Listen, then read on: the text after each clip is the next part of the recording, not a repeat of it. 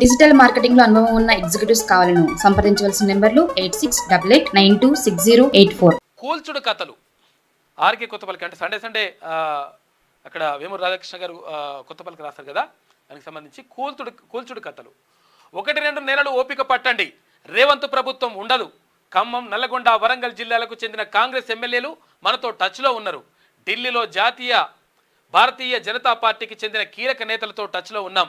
2 నెలల తర్వాత అధికారంలోకి వస్తాం. ముఖ్యమంత్రి పదవిపై నాకు ఆశ లేదని చెప్పేసి ఎవరన్నారు? కేసీఆర్ అన్నాడు. ఇట్లా చెప్తుంటాడు అన్నట్టు లెక్క. బీఆర్ఎస్ అధినేత కేసీఆర్కు ఇలాంటి పిట్టె కథలు చెప్పడం అలవాటే కనుక ఆయన మాటలను సొంత పార్టీ వాళ్ళు కూడా నమ్మడం లేదు. కేసీఆర్కు జాతకాలపై నమ్మకం కూడా ఎక్కువే. ప్రస్తుతం ఆయనకు గ్రహాలు అనుకూలంగా లేవట. వచ్చే సెప్టెంబర్ తర్వాత ఆయనకు మంచి రోజులు వస్తాయట. బహుశా ఈ జాతకాలనే నమ్ముకొని 1-2 నెలల తర్వాత రేవంత్ ప్రభుత్వం పడిపోతుందని చెబుతుండొచ్చు. అయితే కేసీఆర్ చెబుతున్న మాటల గురించి తెలుసుకున్న సీఎం రేవంత్ ఆపరేషన్ ఆకర్షణ వేగవంతం చేశారు. ప్రస్తుత పరిస్థితుల్లో బీజేపీ అగ్రనేతలు కూడా తెలంగాణలో అతుకుల బొంత ప్రభుత్వాన్ని ఏర్పాటు చేయడానికి సిద్ధపడకపోవచ్చు. మహారాష్ట్రలో ఆ పార్టీ చేసిన ప్రయోగం వికటిస్తోంది. కేసీఆర్ ప్రస్తుత దుస్థితికి ఆయనే కారణం. తెలంగాణ ఏర్పడిన తర్వాత పార్టీ ఫిరాయింపులను ప్రోత్సహించిన ఘనత ఆయనదే. అందుకే ఇప్పుడు కాంగ్రెస్ను తప్పుబట్టే నైతిక అర్హత ఆయనకు లేకుండా పోయింది. అధికారంలో ఉన్నప్పుడు విర్రవీగిన కేసీఆర్ కుటుంబంపై ఇప్పుడు సానుభూతి చూపే వారే కరువయ్యారు.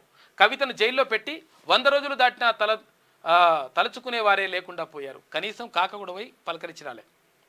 బ్రహ్మాండమైన ప్రజా మద్దతుతో 2018లో తెలంగాణలో అధికారంలోకి వచ్చిన కేసీఆర్ 2019లో ఏపీలో అధికారంలోకి వచ్చిన జగన్ ప్రజాస్వామ్యాన్ని పాతరేశారు.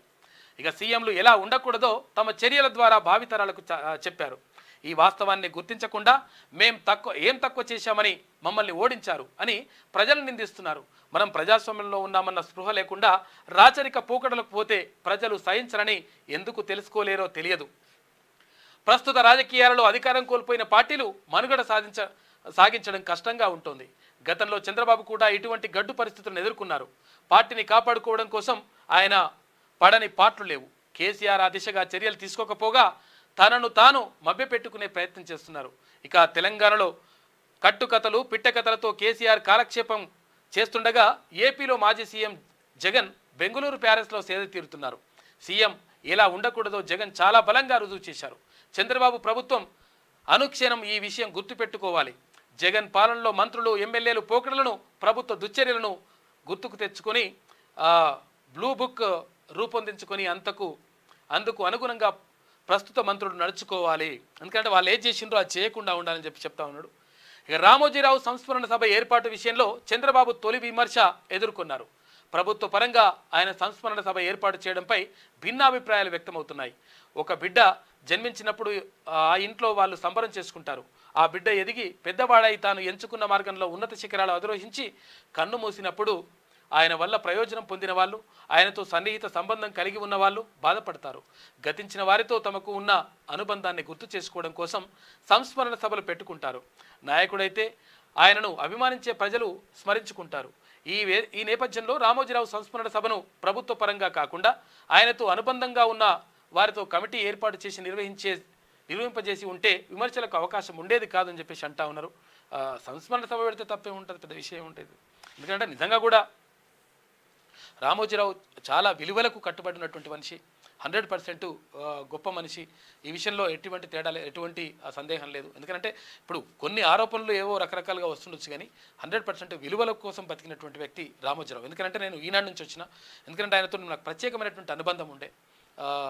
అంటే ఎట్లా అంటే కొన్ని వార్తలు వచ్చినప్పుడు, కొన్ని అవకాశాలు సెన్సేషన్లు వచ్చినప్పుడు, అరే వాళ్ళు వేస్తున్నారు మనం ఎందుకు వేస్తలేమన్నప్పుడు సెన్సేషన్ చేయడం కాదు మన ఉద్దేశం. సమాజానికి మంచి చేయకపోయినా పర్వాలేదు కానీ చెడు చేయదని చెప్పేటోడు రామోజీరావు. మరి ఆయన గురించి డిజిటల్ మార్కెటింగ్ లో అనుభవం ఉన్న ఎగ్జిక్యూటివ్స్ కావాలను సంప్రదించవలసిన నెంబర్లు 8688926084.